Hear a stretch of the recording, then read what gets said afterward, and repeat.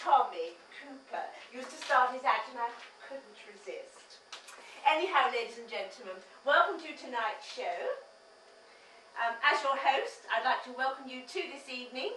And now don't worry, I'm a professional, I'm a pro, I'm a trooper.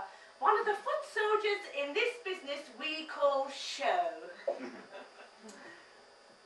A martini. With the cherries, it makes it, doesn't it? With this, we call show. Now, I'd like to introduce you to a few things tonight. And one of them is the people that I have worked with. Yes, I've worked with some of the biggest names in the business. Tommy, Brucey, Ronnie, Aunt Ronnie, Orville, Basil. Mr. Brush to you, though. Yes, I've ushered for them all. And the stories I could tell you, but not tonight. Anyway, I am a professional, which is why I believe I was asked here this evening to start proceedings. So I suppose I ought to start by warming you all up. So, in the immortal words of Peter Sellers, if you'd all like to raise your right hands and raise your right hands, we are in active theatre. Come on, my dears, what are you doing? You paid your money. I'm splitting with everyone. Nice shower for free. And place your right hand on the inner thigh of the person sitting to your left. Do you know your left from your right?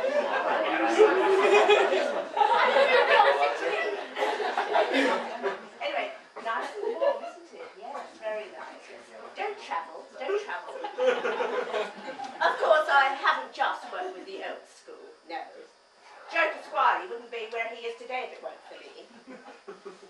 The next time you see Joe, you go and ask him. He'll tell you. Yes, yes, I am a true professional. But still, in the immortal words of Peter Sellers, which was at the end of his career, I'd like to say, have a drink. Oh, mustn't spill it, it's too precious. Anyway, there is another reason I'm here tonight, and that is because, at the best of it, goats and other ideas is open to a certain amount of interpretation, and at the worst is simply a terrible title. The management have asked me to explain a little bit about its beginnings. Some of you may know the writer of this show made a commitment to write a show in 2003. Immediately upon making this commitment, the writer sensibly set about creating a number of displacement activities specifically designed for him to avoid fulfilling it. These included watching daytime television, Richard and Judy, Trisha, and some late-night minority sports, along with some other regrettable forms of entertainment. Fortunately, however, we've decided to share a slightly more interesting activity with you. The writing of a weekly weblog, a blog, an online diary, if you will. Do you know what one of those is? You do? Oh, well, I certainly don't. I suspect it's something utterly pointless to do with computers. Still, this turned out to be a tryout area for ideas, and for the cynics amongst you and those that might be interested, the address has been, and apparently still is, can we all read that?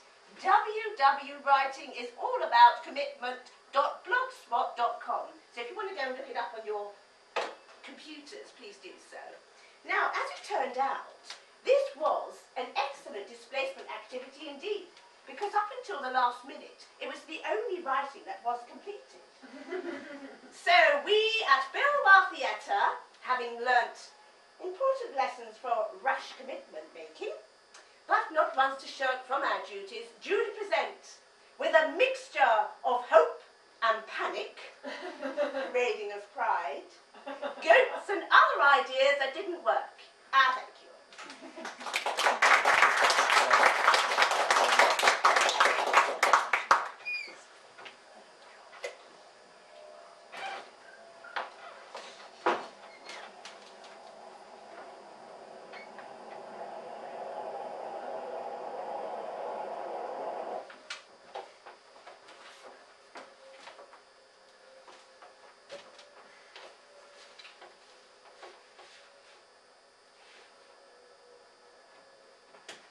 invented a game to play on the tube.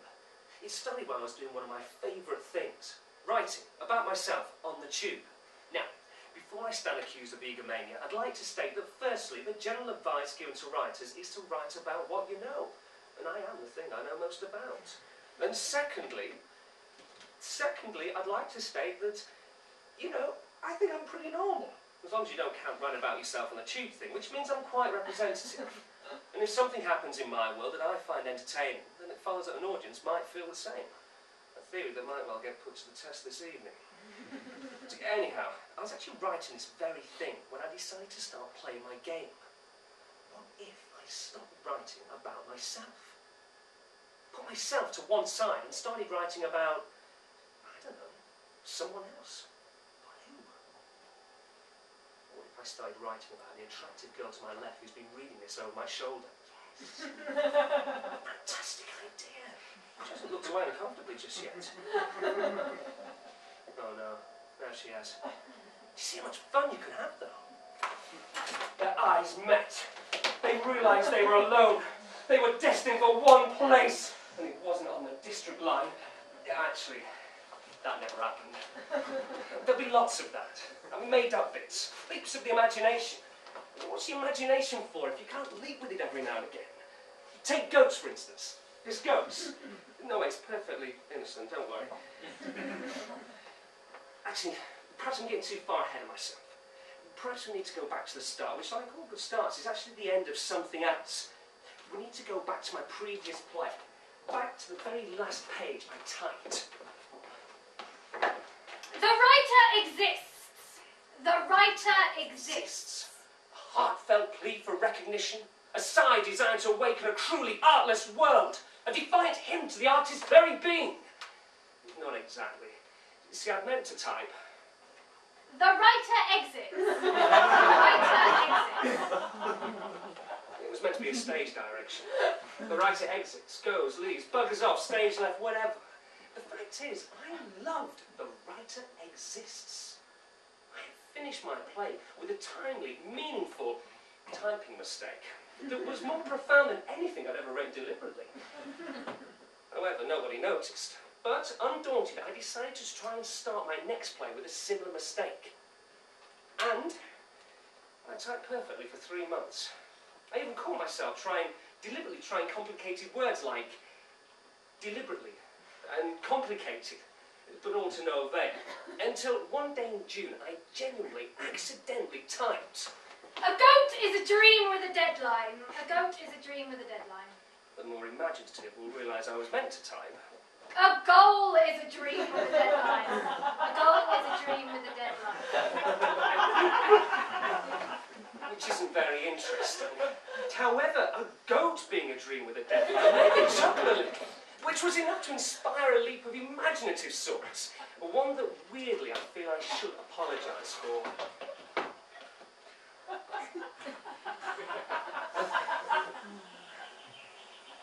A goal is a dream with a deadline. No. A goat is a farm animal more associated with clotheslines and deadlines. What's your point? My point? I've no idea. Dear goats, what is with you and horned animals at the moment? Have you joined the dark side? So, I had 2 straw-chewing Satanists in my head. Welcome to my world. But that was my idea. I mean, not the most inspiring starts, granted, but it was a start. Soon I had an opening and a Wicker-style man finale, complete with Edward Woodward, naked virgins, a remote country estate, and a huge, giant wicker. Well, a goat, actually. The scary thing is, I actually put this idea to a few of my close friends, and not once on hearing it, did they try and stop me. In fact, a few even tried to encourage me with a series of incriminating emails. A message posted on writingisallabouutcommitment.blogspot.com on 23rd of May 2002. Subject: The Sound of Music meets The Wicker Man. A naked Brit Eklund look-alike nun runs to the hills, because as we know, they are alive with the sound of music. It's quite scary when you think about it. She meets the Count. Yes, she meets the Count, played by Christopher Lee, naturally, and his 27 demonic children. Soon, she's converted to the dark side. Before we know it, she's singing of her love for stringing up kittens. Now, with Europe on the brink of war, and usually the family decide to flee towards the Nazis, climbing every mountain and forging every banknote in Switzerland. I know, and crack cocaine. They decide to burn Mother Superior, because there truly is no one quite like Maria. Now, a 17-year-old Aryan boy in a crazy summer house ritual, they decide to say goodbye, farewell, auf Wiedersehen, and good night, before ending it all in a crazy Edelweiss poisoning suicide. Stop! Goodness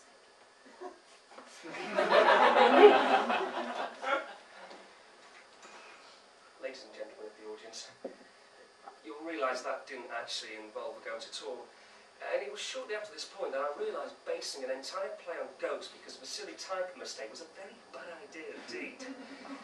Interestingly, however, a few months later, I found myself trying to impress a young lady.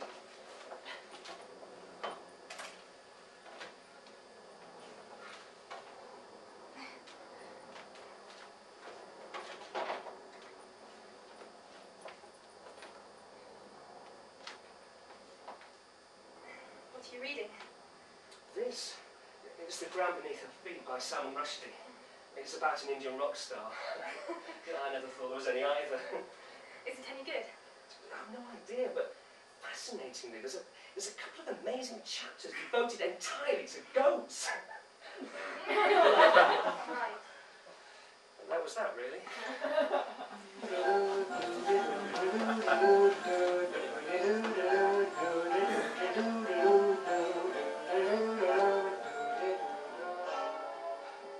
It was 3 months before another leap of the old imagination, and this time a woman was more directly involved. You see, you know you try to make eye contact when a beautiful girl jogs towards you wearing a lycra outfit? Well, you tend to double your efforts when you're both caught in a romantic summer thunderstorm. And if you're not careful, you get a little carried away. Stop! Listen, you need this more than I do. Oh no, I couldn't. Well, don't worry, I don't normally take my clothes off in public. Well, except my trousers every now and again. But seriously, you'll catch your death in that outfit. No, really, you're right. Seriously, I insist. You sure? Thank you. It's my pleasure. You'll find my card in the pocket. Call me to return it or whatever. Or whatever. Might just do that.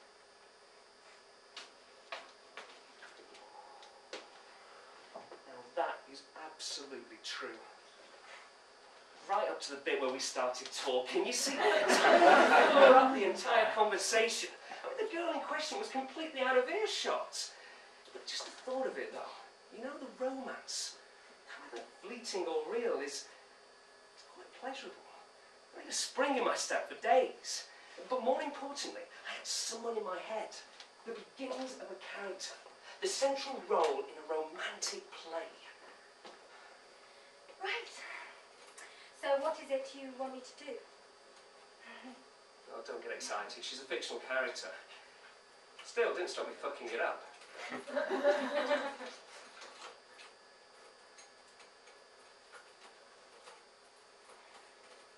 This isn't going to work, is it? I'm sorry, I was trying something new. New? Well, I was short on ideas. I thought I'd try my hand at a bit of a genre piece. You know, I thought I'd try my hand at romance. Romance? Darling, romance, well, it takes a real touch of wit and intelligence, doesn't it? And that's not really you, is it? I'm sorry, your plot ideas were just cliches, the pace was ponderous, and the romance wasn't very romantic, was it? Don't feel the need to hold back. You know, I thought I knew you, but only somebody with no sensitivity at all would assume they could get away with. My God, the things you were writing! You made me feel like a character in a Jeffrey Archer novel! I'm sorry too, I couldn't do it. Listen, I'm only a paper-thin character based on a mysterious girl you nearly had a fleeting moment with during a thunderstorm. I'm sorry. It was fun, but I'm leaving. Leave me? You can't leave me, I made you! Well, you still working as a waitress in a cocktail bar when I met you. Come on, I can't be the only person who's always wanting to save.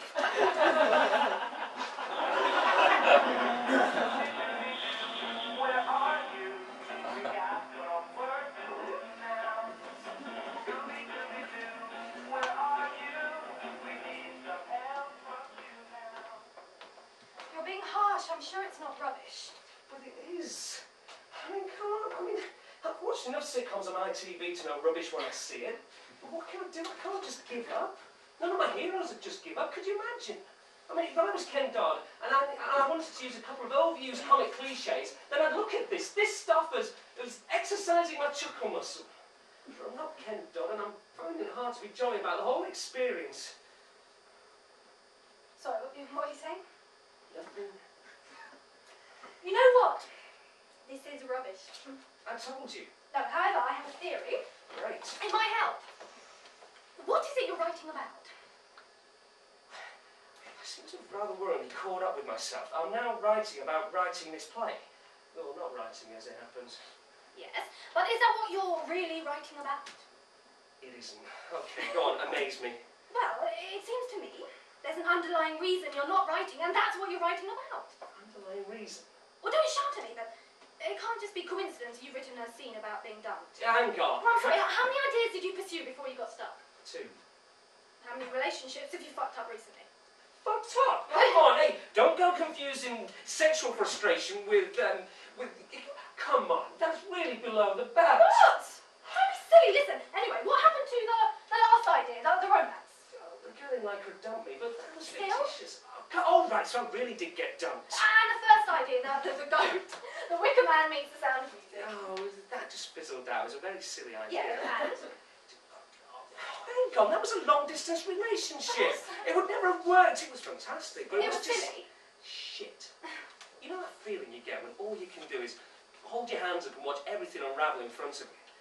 I expect it's a little bit like being unmasked as the villain at the end of Scooby-Doo. Do you know, I would have got away with it if it wasn't for you and your pesky psychological insights. I need a break.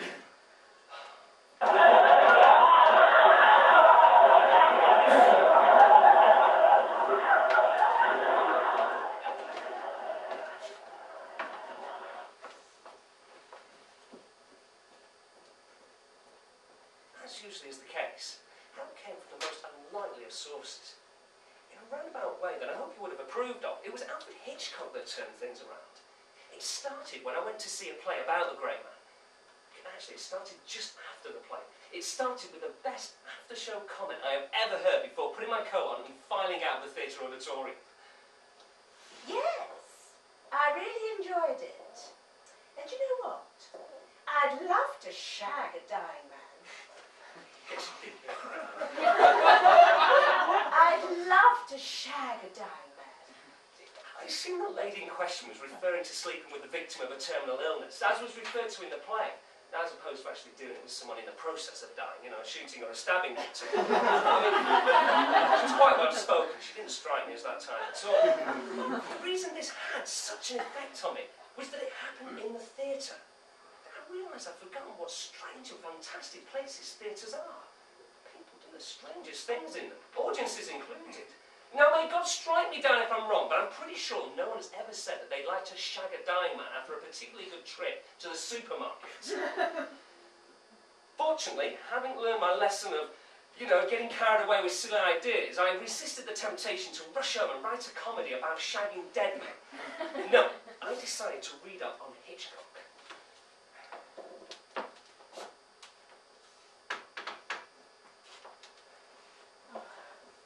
Running around. Maybe it's nature. Right.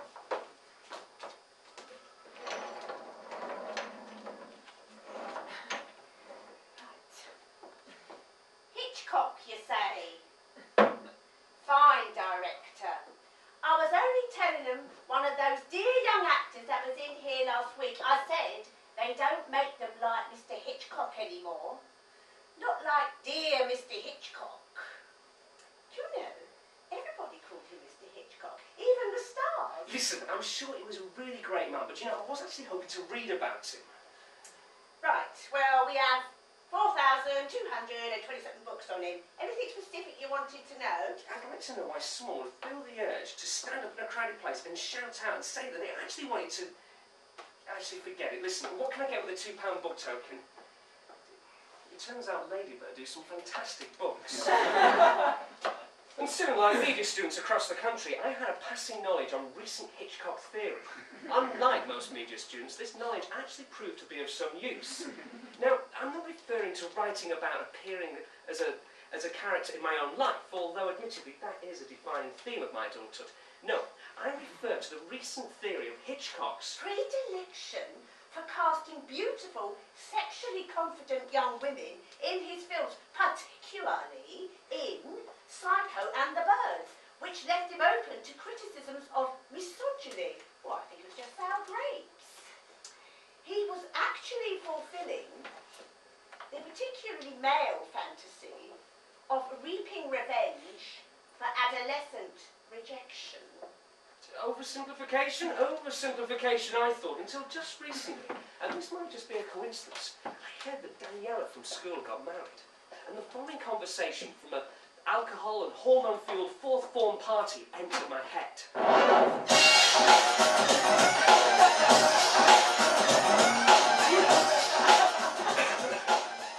Hey, you kissed him and not me. Why? He's got nice hands. Never understand girls. Now, come on, I was 14, okay? Now, I haven't thought about that for 15 years, but it clearly influenced me. Hey, you kissed him and not me. Why? He's got the nicest hands. It was my first play, okay?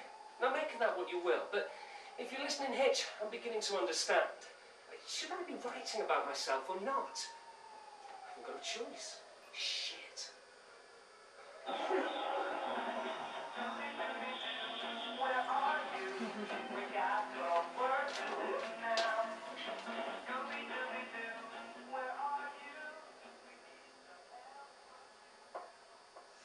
Hey, why the long face?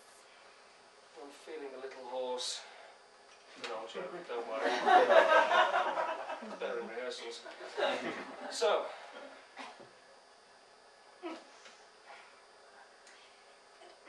doesn't it worry you that out of all the devices you could have chosen to illustrate key moments of self-realisation, you chose Scooby-Doo?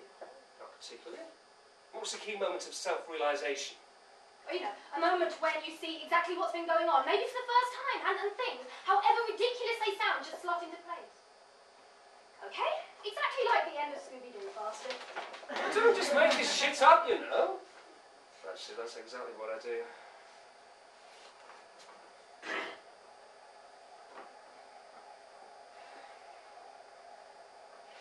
Nobody believes me when I tell them that writing's a little bit like bungee jumping.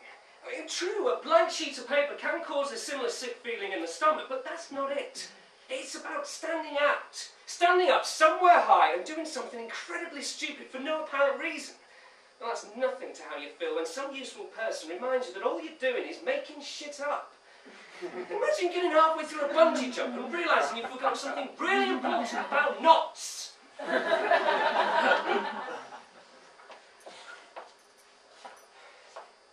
Fortunately, I have my family and my friends to encourage me. You're not doing another play, are you? Why'd you put yourself through it? Can't you just get a proper job or a girlfriend? Thanks, Mum. Okay, so I've got my friends. Hi, it's me. I've just heard about the new show. Hope it's going well. Of course, I'll see you there. You're so great. You really are. Call me. But don't get excited. I still don't want to sleep with you. Bye. I'm on my own with this. I don't even have fictional characters to keep me company. Damn, I have to talk to some real people. Okay, for people, read women. Now, when it comes to women, I seem to have two choices at the moment, and I don't particularly like either of them.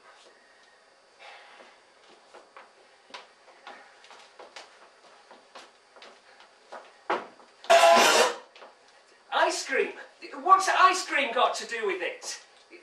Chocolate! What's that got to do with it? Tom Selleck! Moustache! You must remember! Or...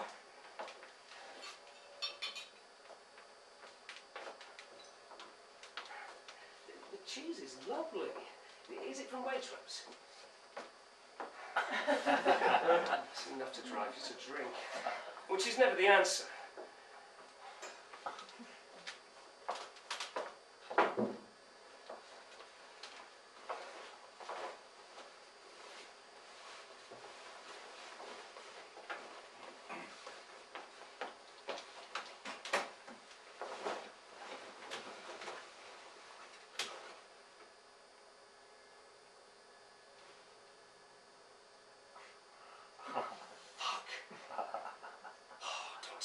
Slept together and I don't remember. Oh, Holy Mother of God. Good morning. I mean, I don't remember. Did we, No! God, no, you're a perfect gentleman. Well, actually, you're a No, actually, you're a man. You just rolled over and went straight to sleep. Fortunately. Besides, you still got your boots on. Do you know they give medals to soldiers who die with their boots on? But I think drinking enough to fall asleep and wake up with your boots on is in a lot of ways much braver. Whatever. But do you know, real bravery is waking up with someone else's boots on. It rarely happens. What are you going up? What time is it? 3 o'clock. Shit! I'm meeting an actress. Listen, I'm sorry. I had a really good night, but I've really got to go. I'll call you. We didn't do anything. There's no need to get all noble. Terrible hangover. Do you know, a good friend of mine once told me that the best way to deal with a hangover is to give it a name, like cancer victims do with the tumours.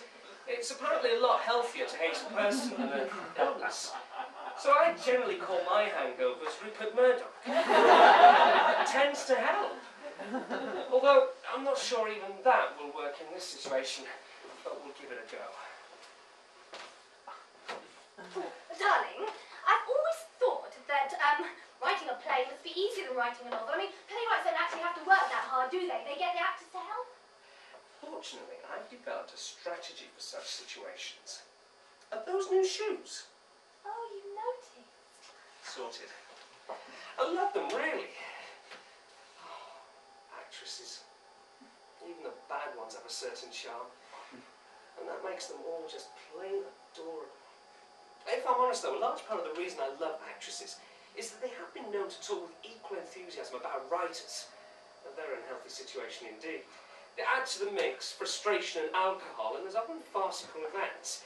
Which brings me to a story about actresses and an electricity cut. Does it really? Yes.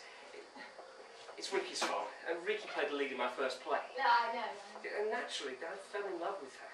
Which must be pretty normal, because when I told her, she laughed that sweetest of laughs that an actress must practice for when they've been complimented for the umpteenth time. And that made me love her even more. Well, I invited her and 2 other female friends out to a bar one night. We drank, and I was soon in what I can only modestly describe as top form. You see, I find it really hard. I can't help but trying to make beautiful women laugh. I mean, it's great in a pub, and more difficult at a funeral, or, as in one famous incident, if the woman happens to be the arresting officer. See, I was conscious of showing off. Imagine, if you will, a tropical bird fanning its feather, or a circus strongman flexing, except funnier. I can imagine it. And Really, this, I can imagine it, yeah. and this is the exciting bit. I even managed to snap into the conversation that I had a couple of bottles of wine at my place for a night just like this. I mean, they must have seen me as suitable late-night drinking company, although rather depressingly, they had discounted the notion of me being the kind of guy to make a proposition, a genuine proposition, because they thought coming back to my house en masse was a swell idea. Who was I to complain? Anyway, you're probably wondering when the electricity cuts out. Yeah. When did the electricity come out? Well, I was just entering the lounge with the first bottle and 4 glasses when I heard a hopping sound in the cellar. The whole house went black. Fortunately, the girls didn't think I'd tricked them all into a game of Kinky Blindman's Buff. Only because I hadn't thought. Anyhow, they actually believed my excuse that a fuse had blown. I would have happily risked my quite drunken life to find the fuse box, but we settled for candles, and the unfortunate side effect, romance. Although the surroundings were lost on the trio somewhat, and my state of inebriation wasn't helping. My tail was now unfanned, and my muscle would not flex, so to speak. See, I I had let the conversation descend into favourite Spice Girl and why, for example. And then I noticed something quite disturbing. My co-conversationalists were beginning to disappear into the shadows. They were only lit in candlelit silhouette. Regrettably, I had let the evening descend into a rather high-stakes game of Find the Lady. One of the new loves of my life even asked me why I was being so quiet. I can hardly say it was because I was listening out for clues. Two of the girls lived near each other, and when we'd run out of wine, decided to cab home together. The third also booked a cab. This presented a problem. Unless both cabs arrived at the same time, I'll be left to say goodnight to an actress who, by this point, I had spent a good 5 or 6 hours with, and shared my favourite Spice Girl fantasy with. Not being sure of her identity was not ideal. It wasn't until the second cab's headlights that I managed to catch enough of a glimpse of the last of my guests, Ricky. My joy and relief was unparalleled. I kissed her and hugged her for longer than was necessary, and with regard to care in the world, told her I loved her. She laughed that laugh that actresses do. Had she known all along? I've no idea, but she was still laughing as the cab pulled away. Now, do I include that in my play? You crazy? It's way too long. It makes you look a bit of a dick. But it's not true. I'm not And entirely. you really have to let this actress thing go. What actress thing? Okay, but listen, I will keep it in the play. I'll cut it. I'll just have 2 beautiful girls, and we'll still Listen, think. sorry. I don't want to be rude. What is it exactly you wanted to talk to me about? What is it you're writing? It's kind of a one-man show. Alright, a one-man show?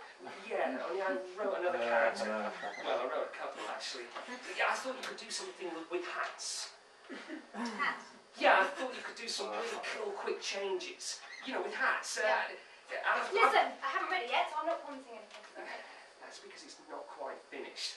But don't worry, it will soon. It soon will be.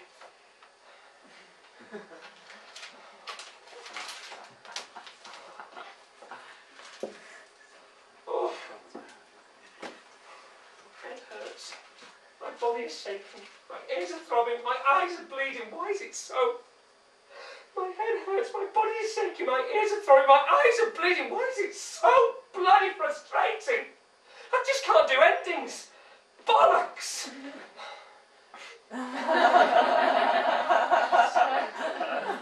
They don't seem to like it. It's been done, apparently.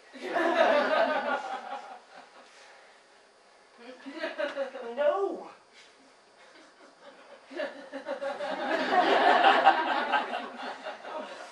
Shame, really. Rehearsals have been a bit tricky. I think she was looking forward to blowing my brains out. You're right, though. It's a rubbish ending. And death's never really appealed to me. Even when I've been rock bottom, I've never felt like doing it. You know what I mean? I mean, if anything, depression makes me want to live longer. Out of spite. Still, this isn't helping. Although there is one thing I could do. You might find it a little bit strange. Still, desperate times call for desperate measures. Now, you're going to have to open your minds really wide for this.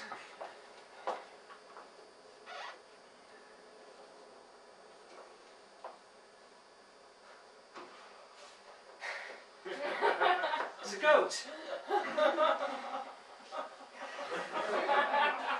What are you looking at? Huh? Not very communicative, eh? Christ, what are you expecting, ventriloquism? Come on! We've already established it's just not very communicative, okay? Some people. It's alright though, isn't it? A bit of silliness. I think it's when we're at our best, you know. You know, considering your existence really didn't come to much, I've really enjoyed our time together. You, Edward Woodward, naked nuns, high on crack. We really had a good time, didn't we? It's not every day you turn goats into dreams with deadlines. I probably should have tried a bit harder to make it work. It's too late, though. You know, I don't blame you for being angry, but just remember, it wasn't about you. It was about me. Now look, you're going to have to go, okay? Go on. No ifs, no buts. You're only a kid. Truth is, I've run out of go jokes. It's a shame when things come to an end. Talking of which... He's your friend. The the goat. It's another ex of mine, funny enough. Never worked out. Right, I can see that. How have you been? Busy. You? No, I'm a fictional character, I don't exist. Of course. Been quiet then. You could say that, yes. So you're struggling to come up with an ending? Isn't that obvious? Why do you think I'm here? And the goat? I bet somebody's going to walk in a minute with a gun, yeah? Yeah, we've tried that bit. It Yeah. didn't really feel quite right. God, why is it so difficult? No, what's difficult? Listen, real writing is to pull all of that together into some kind of a story with a beginning, a middle and an end. I'm just not a very good storyteller though, am I? No, but that's what people, well, I like about you. Really? Yes. And I do like you. Good. Still, this isn't helping. I'm still stuck. Well, what you're saying is you don't know what would make a good ending. How to reach a climax. Do you know, I've just come up with an idea. Fantastic! Why don't you just listen, relax, and do you think we could just lose the goat? Lose the goat? Yeah. Are you mad? Me? I mean, once we lose the goat, it all becomes terribly predictable. I mean, I need the goat. I mean, that's the best bit, isn't it? The best bit. I mean, come on, it's the goat that makes us laugh. Come on, it's very hard to be unhappy when you're laughing. I mean, if we lose the goat, we lose something really important. Oh, come on, we forget that life's too important to be taken seriously. And if we forget that, then we lose everything. We're not living, we're just exiting. We want to just exit.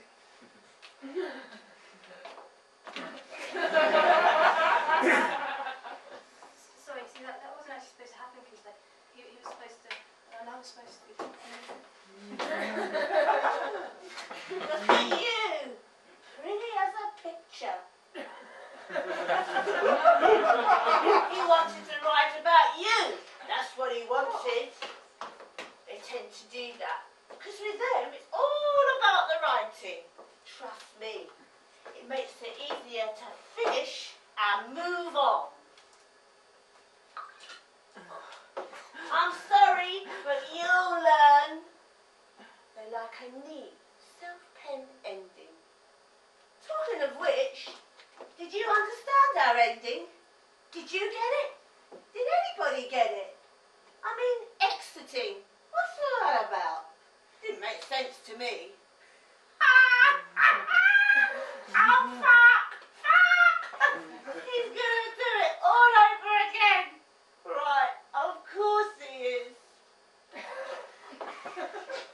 Right, ladies and gentlemen, I think the ending should sound something like this.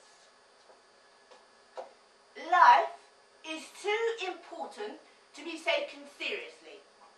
If we forget that, then it's over.